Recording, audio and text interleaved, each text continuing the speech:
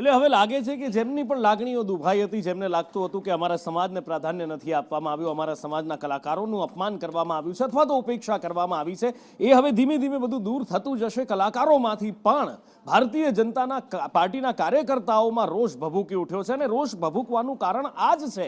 કારણ કે કેટલાક કાર્યકર્તાઓ છે એમને વિધાનસભા ગૃહની કામગીરી જોવા માટે લઈ જવામાં આવે છે, ત્યારે ઠક્કર બાપા નગરના એક ભારતીય જનતા પાર્ટીના ગ્રુપની અંદર, વોટ્સએપ ગ્રુપની અંદર ઘમાસાણ મચી ગયું છે.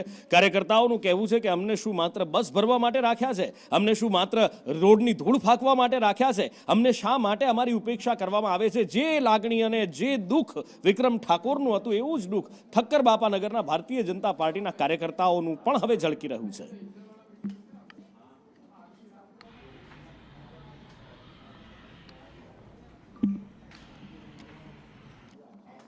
વધુ માહિતી સાથે કશ્યપ લાઈવ જોડાયા છે. કશ્યપ, હવે ભારતીય જનતા પાર્ટીના કાર્યકર્તા, આમ તો શિસ્તબદ્ધ કાર્યકર્તા કહેવાય, જે પણ થતું હોય મૂંગા મોઢે સહન કરતા આવ્યા છે, પણ આ વખતે લાગે છે ઠક્કર બાપા નગરના કાર્યકર્તાઓની ધીરજ ખૂટી ગઈ છે. પાણી કદાચ માથાથી ઉપર જતું રહ્યું છે એમને.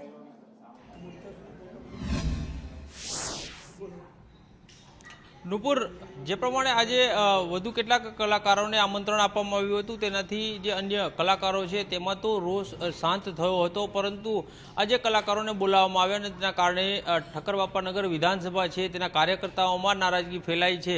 કારણ કે આ વિધાનસભા વિસ્તારના કેટલાક કાર્યકર્તાઓ છે તેને આજે વિધાનસભાની કામગીરી જોવા માટે બોલાવવામાં આવ્યા હતા અને એ જ સમયે કલાકારો સાથે તેમણે ફોટા પડાવ્યા હતા અને ત્યારબાદ એ વિધાનસભા ગ્રુપમાં, વોટ્સએપ ગ્રુપમાં તે ફોટા પોસ્ટ થયા અને ત્યારબાદ જ આ ઘમાસાણ જે છે તે મચી ગયું હતું ને કેટલાક કાર્યકર્તાઓએ નારાજગી વ્યક્ત કરી હતી કે અમને તો ખાલી બસ ભરવા માટે થઈને જ રાખવામાં આવ્યા છે, ભીડ એકત્ર કરવા માટે થઈને જ રાખવામાં આવ્યા છે. ચોક્કસ લોકોને આજે આમંત્રણ આપવામાં આવ્યું હતું, પરંતુ અમને કોઈ આમંત્રણ આપવામાં આવ્યું નથી. એટલે કહી શકાય કે જે પ્રમાણે કલાકારોને અહીં વિધાનસભામાં આમંત્રણ આપવામાં આવ્યું તેનો રોષ હવે ભાજપના કાર્યકર્તાઓમાં જોવા મળી રહ્યો છે. જી.